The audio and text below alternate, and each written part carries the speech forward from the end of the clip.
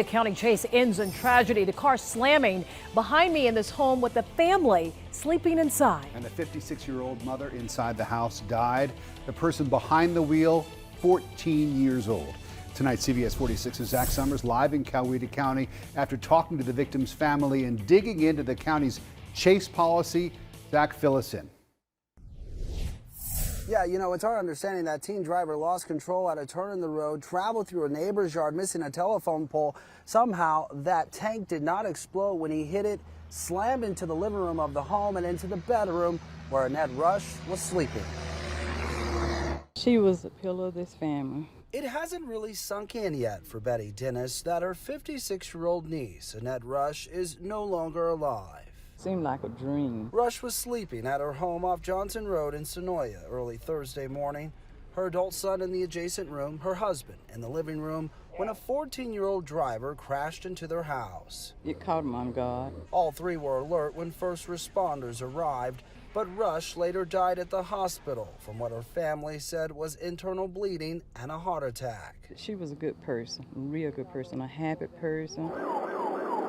2 a.m.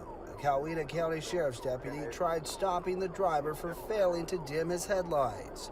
The sheriff's office said the 14-year-old sped off instead, reaching speeds over 130 miles per hour, ultimately slamming into Rush's home.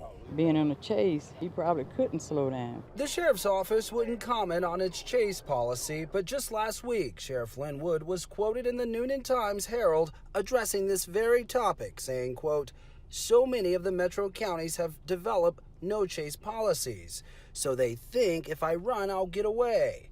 We don't do that here in Coweta. We don't want that crime here, and we'll stop it as quickly as possible." It caused innocent lives to be lost. While Rush's 82-year-old aunt said she forgives the teen driver. That's between him and God of what he did. She'll miss her niece, who she described as a hard worker and loving mother who was active in her church and community. We know she's at rest now.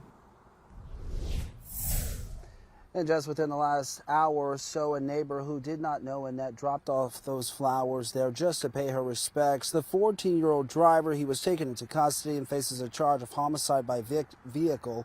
Rush's family said her husband and son have since been released from the hospital and are staying with family. You see, there's a second home just right there. It was also damaged, but nobody inside was seriously injured. We're live in Sonoya. Zach Summers, CBS 46 News.